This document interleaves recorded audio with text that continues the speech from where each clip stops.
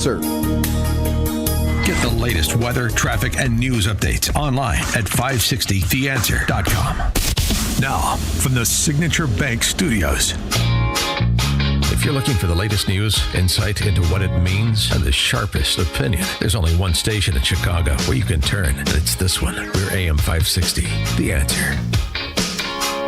Top of the morning, Dan Proft here, and closing arguments, the races that will be decided on Tuesday in New Jersey and Virginia, and of course in New York City with the it girl of the 2025 cycle for the left, clearly, Zohran Mamdani. You saw it at the rally this weekend. All the stars were out. AOC, Kathy Hochul. Painful. Almost as painful as handsy Andy Cuomo's closing ad. Experience. That's what he's touting as his value prop. Life in New York is tough right now. Candidates who need on-the-job training can't fix it. I see a new day just over the horizon. With 5,000 more cops on the beat, the homeless off the streets, and 500,000 new affordable homes. Bringing New Yorkers together by unifying, not divided. Join me, and let's build a better New York starting on day one. Yeah. Okay. He doesn't do any inspiration any better than he does comedy, any better than he manages a pandemic. He is the poster child for Oscar Wilde's quip that experience is what we call our failures.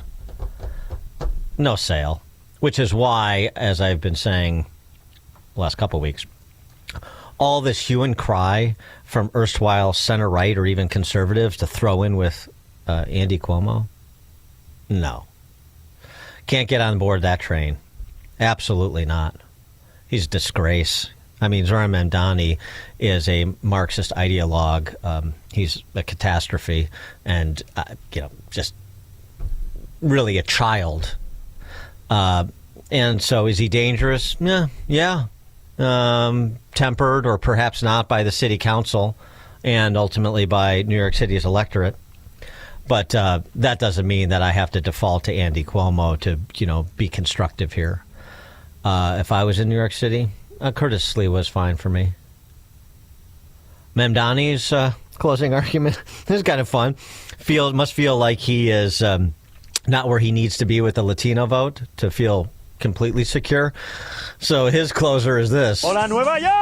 Hola, Nueva York! He's like he's the host of Sábado Gigante. Oh, the pandering. It's never enough. And there's so many clips from the Mamdani vault that encapsulate his candidacy. But perhaps, particularly since public safety is a preeminent issue, perhaps this instant classic, his dislike of both police and prisons. The way that prisons are set up in our society, I would argue that they do not work. They do not make us safer. The instinct is to just take that person, the source of that harm, the source of that issue, and then just throw them away. Put them in a cage and throw away the key. And that doesn't address the reason why that harm was created in the first place. A lot of times, people who create trauma for others are those who themselves went through trauma earlier in their own lives. Right. And I bring all of this up to say that, again, like when we talk about policing, I don't think the system actually makes us safer. I think what it does is it just removes problems out of view. It just... Yeah, social workers and free mental health provisions, I suppose. That's the order of the day. And, of course, there's something to that in the larger conversation. But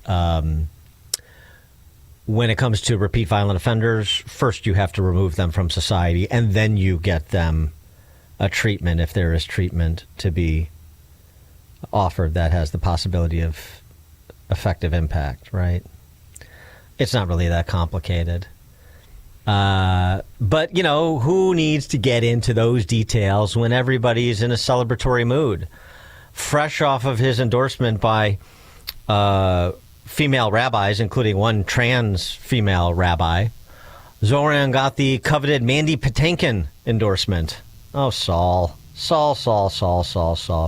Mandy Patinkin and his wife, actress Catherine Grody, Did this little GOTV bit with Zoran for Tuesday. Rolling.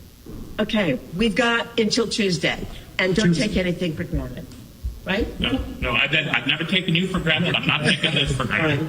We are going to win this because we have this extraordinary human being who is going to lead our city and eventually, if we're really thinking, our nation and the world to a better, safer, all-inclusive existence. And that's what I love about this guy. Yeah. So please head on over to ZaronForNYC.com/GOTV. Sign up for a shift, knock on some doors, make some phone calls. Let's win a city.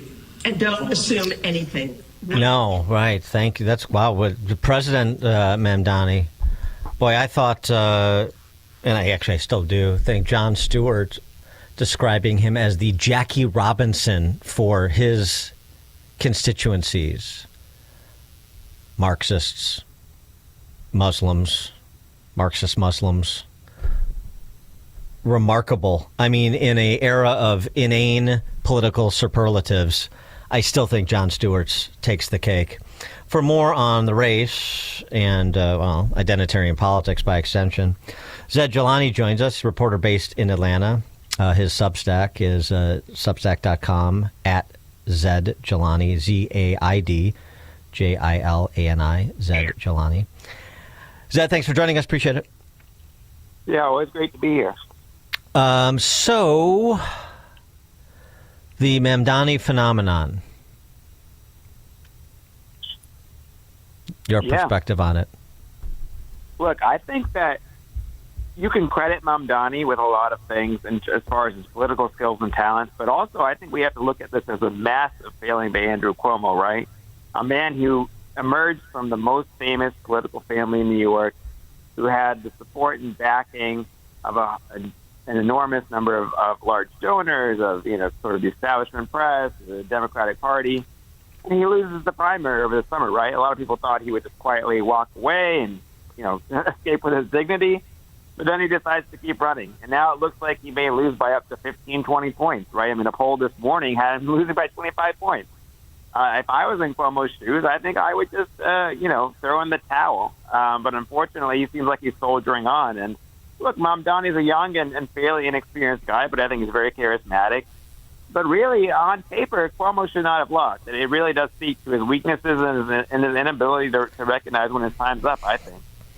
Does it speak to the particular demographics in New York? A couple of data points that are circulating. 40% of the adults are not employed. 53% of adults receive at least one form of public assistance. 38% of the residents are foreign-born, and Mamdani leads that demographic 2-1 over Cuomo. 25% of residents are not proficient in English. 50% do not use English as their primary language. Is this maybe less about Mamdani and even lesser about Cuomo, although he's awful, and more just about the composition of New York in 2025?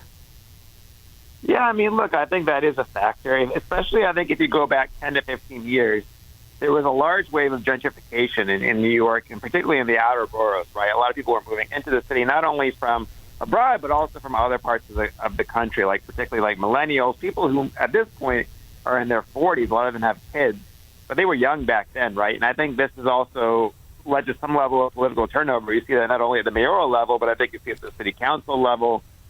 You see it, I think, in some of the way they're voting in sort of larger statewide elections.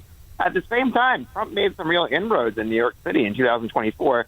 And I think what's really interesting is he made inroads among Latino communities. He made some inroads among the black vote. I think some of the biggest black swing in the entire country was in New York, actually, towards the Republicans.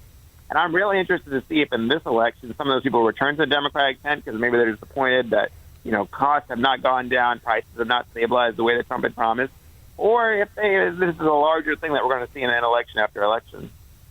And what about the political impact of Mamdani's victory, if that comes to pass, which it looks pretty certain? Is and also too in the aggregate when you start saying the big city mayors, Mamdani and Brandon Johnson and Brandon Scott and Whoever wins in Seattle is a mess. Portland, etc. And does that sort of almost going back to the George Floyd period with the rioting around the country? Is that something that the Democrats are going to be able to distance themselves from if these things continue to go as badly as they're going, when you had the leading lights, for example, of their party, all rallying for Mamdani this weekend? Hakeem Jeffries endorsed him too. Look, I think a data point that actually aligns very well with what you're saying is, we all know Mamdani is going to win. It seems fairly obvious, but look at New Jersey, one state south, right? The last poll that just came out about New Jersey, the Democrats and Republicans are neck and neck, right? The gubernatorial candidates. And I think part of the reason for that is that we have seen a lot of dysfunctional governing in a lot of these blue states and cities, right? You have traditional Democratic constituencies shifting to the right. You saw that even in New York City with the Trump vote in 2024. And I think we're seeing it in New Jersey now. So to me, it's essential that whoever wins these races, we're talking about Virginia, New Jersey, you mentioned a couple other cities, New York City, they focus on this bread and butter issues, that they try to get costs down, try to build housing, make things more affordable for people, and not think so much about the social engineering, the more culture war stuff, the stuff that I think really was starting to tar Democrats around 2020 and some of the other elections there. Because I think you're absolutely right. If they don't focus on bread and butter, if they get caught up in weird esoteric things, it is going to end up hurting them, and it's going to hurt them even with a lot of their traditional base voters. They also have become comfortable that maybe they're trying to mainstream this. Maybe it's just inertia. Become a lot more comfortable using the term Democrat Socialist, talking even about the formal DSA organization. But that term Democrat Socialist, he's a Democrat Socialist. He's not a socialist. He's not a Marxist. He's a Democrat Socialist. Is this sort of an MSNBC type rebranding where they're going to try to mainstream that to defang it when Republicans refer to socialists as socialists? It's odd to me that there's sort of an embrace of that branding going on because, branding matters. Yeah, you're right. I do think that if you're a Democrat in a more purplish or red area, like, the Democrats in my area, for instance, in Georgia, John Ossoff is not going to run saying that he's a socialist, right? It would seem weird, and it wouldn't really gel with people. I think in some of the bluer areas of the country, it is kind of a way maybe for some of the Democrats who decide to define as Democratic Socialists to say, hey, we're not those old Democrats that used to be. We're not, we're not with Cuomo. We're not with the establishment. It's a way to kind of separate themselves out. As a national brand, I would think I would lean more with you. It doesn't really connect with people. A lot of people still have a negative impression of it. That being said, I think Republicans sometimes overplay their hands, calling everything socialist. Obama was socialist, that person was socialist. And then you kind of lose the sting of the claim a little bit, right? Kind of like how the left called everything racist. Your cereal is racist, your dog is racist, your national park is racist. Like if you keep using a label like that, like you said, it just kind of takes the sting out of it a little bit. So I don't know. I think we'll see. To me, it comes across more as like a phenomenon for the really blue areas of the country. We're not really seeing it in purple or red areas, but we'll see where it goes.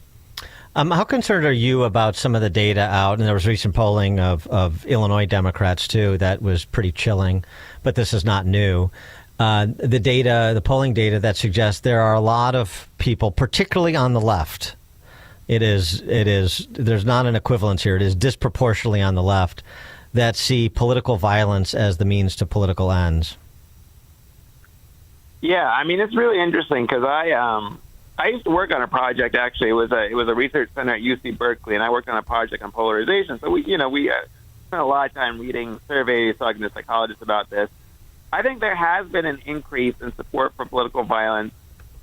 Certainly, I think I don't want to say it's like the average person, but maybe it just seems like we're living in an era of a little bit more of kind of animosity or anger, contempt, disgust, which are kind of the elements that go into political violence. And and generally what happens, I think, is when there's one act of political violence, usually there's a copycat, right? So I think, for instance, when Luigi Mangione was alleged to assassinate, he's been on trial for assassinating that CEO of the Health Insurance Corporation, I think you can make an argument that there would not have been a Charlie Kirk assassination if that hadn't happened, right? Like, I think these things are almost like a contagion, right? When it's in the air, when you're starting to see other people do it, you often get prompted to do it. And actually, I did a story a few years ago about how mass shootings operate that way. When there's one mass shooting, usually there's a few more that follow right after it, based on, like, when there's more media coverage of one, you can predict more that will happen. And I think that's because when people see something happen, they get inspired, right? There's not that many people in the country who would actually do these things, but everyone has access to television and social media. They see it, and the disturbed people who are willing to do it are willing to go out and do it. As far as surveys showing, certain percentages, I mean, a lot of it depends on how you ask the question, the survey designs. A lot of it has been criticized, saying that they exaggerate support for political violence. I certainly hope that's true because I hate political violence. But I do think, unfortunately, we're living in a time of kind of contagious political violence. And I wouldn't be surprised if we saw some other high-profile acts of political violence this year or next year. Well, especially because it becomes a bit self-reinforcing when you have popular podcasters celebrating the death of the assassination, the killing of Charlie Kirk, and platforming others who are celebrating it. When you have this Greta Thunberg, next gen, the Greta Thunberg named Kayla Walsh, who said, of the assassination of those two Israeli embassy employees, why didn't, essentially she said, why weren't more Zionists? Why didn't more people participate in that? Why aren't there more Elias Rodriguez's, who was the assassin? Why weren't there people helping him to escape? She's sort of arguing that there needs to be more of this and more organization to help assassins get away with political violence. I mean, some shocking statements. And I know, these are a collection of one-offs, but a lot of it's gone mainstream too, so to speak, when you have elected officials like our very own governor and mayor in Illinois and in Chicago. Federal law enforcement officers are terrorists and they're racists and they're Nazis, and the point of their activity is to terrorize and to just be cruel for its own sake and so forth. I mean, doesn't that have sort of like I said, a self-reinforcing effect where it keeps the prospect of political violence front and center? Yeah, look, I think that what's really important after these things, I wrote some pieces after the assassination of Charlie Kirk, and the main point that I made was that, and I think, I give some credit to Ezra Klein, New York Times, because he made the same points, and he got really raked over the coals by some people on the left over it, but that Kirk, whatever you think about him, he would go to places and debate with people, have really long discussions with folks. That's the right way to do politics, right? That's the golden idea of politics since our founding, right? As to have debate, discussion, even raucous or angry debate. As long as you're talking, you're not fighting, right? Once you stop talking, then you start fighting, right? And I think Kirk, whatever you think about his ideas, and I don't agree with a lot of them, he had the right idea about that. He had the right set of ground rules for how we need to engage in democracy. And I think he deserves credit for that. And I think that's something that we should learn from, right? I think that we should all understand that dialogue has to be the number one way to do politics, and that violence is not a way to do politics. Violence is the way that you do anarchy, right? And it is unfortunate there's so much anger out there in the country that people would celebrate things like that people would discourage dialogue and things. Because, like I said, once you stop talking, there's not much left to do except to fight, right? So we have to talk to each other. Zaid Jilani is a reporter based in Atlanta. You can get his writings at substack.com/@ZaidJilani, ZaidJilani, Zaid Jilani. Zaid, thanks for joining us again. Appreciate it. Thank you. And Zaid Jilani joined us on the Turnkey.Pro answer line. It's news, opinion, insight. This is Chicago's Morning Answer on AM 560. The Answer. If you need custom boxes and crates, expert packing and crating, import-export transloading with heavy lift capability, the DC Group delivers.